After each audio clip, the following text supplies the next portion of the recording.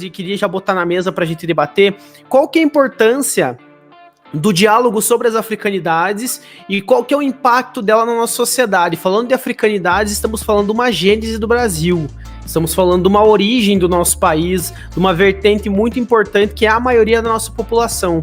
Eu queria que você falasse um pouquinho sobre como você vê essa questão das africanidades e qual que é a importância dela para a gente entender a nossa origem e nos entender como sociedade. Quando a gente fala de africanidade, de busca de informações sobre a África de um modo geral, busca de conhecimento sobre a história da África, a gente está se reconectando conosco, com a gente mesmo, com a nossa origem, com o que está escrito no nosso DNA, porque o Brasil foi fundado e foi construído com muito sangue negro e sangue indígena também. É muito curioso como existe um verdadeiro apagamento, né, da nossa história, da nossa relação com a África, com as maravilhas que nós tivemos de reinos incríveis lá no continente.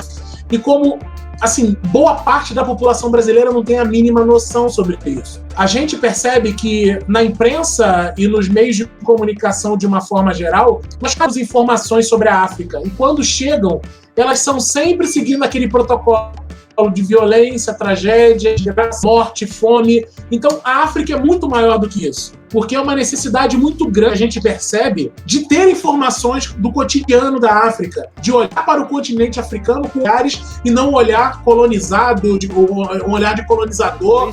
É justamente a estereotipação que acontece em relação ao continente africano, visivelmente em virtude desse apagamento que você citou. É justamente esse processo que esse apagamento se representa na religiosidade, na sociedade, na formação cultural, e isso escanteia, né, essa questão, o paralelo com a história do contestado, né?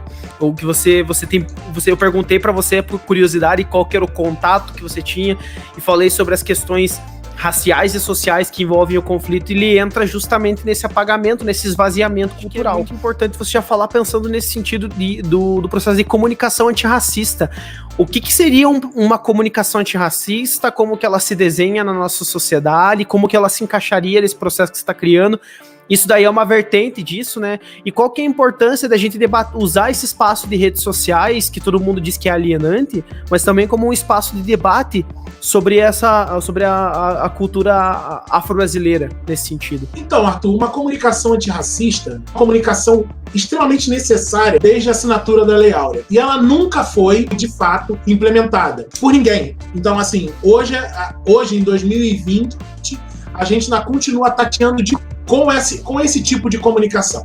E onde se baseia essa comunicação? Principalmente no Brasil, 1% da população negra, e nós temos números extremamente gritantes e chocantes que deixam claro o quão enorme é o abismo entre pessoas negras e brancas no nosso país em questão de oportunidade, empregabilidade, educação, saneamento básico, saúde. Tem uma necessidade também de comunicar e dar espaço para pessoas negras. Porque não a gente falar que, olha, eu tenho uma comunicação antirracista. Será que essa comunicação antirracista ela é, por exemplo, inclusiva, colocando uma pessoa negra ali para ter a sua visão, a visão de quem tem uma vivência, nesse caso? Então, essa comunicação antirracista, ela se baseia na narrativa de pessoas negras. Muitas vezes ocultadas, muitas vezes escondidas embaixo dos tapetes, e as pessoas fingem não perceber a gravidade de alguns dados, alguns números, algumas informações. Uma comunidade antirracista, ela, por exemplo, ela não passa pano para o período escravocrata, a realidade de pessoas negras, que são as pessoas que, por exemplo, mais morrem agora durante essa pandemia do coronavírus. Ela deveria se basear nisso. Deve haver um corte de raça para contextualizar questões tão necessárias da nossa sociedade. Então, o problema que eu enxergo, Carlos, né, por essa questão, é que o antirracismo ele está caminhando para uma banalização e não para uma aplicabilidade, um norte da importância do antirracismo.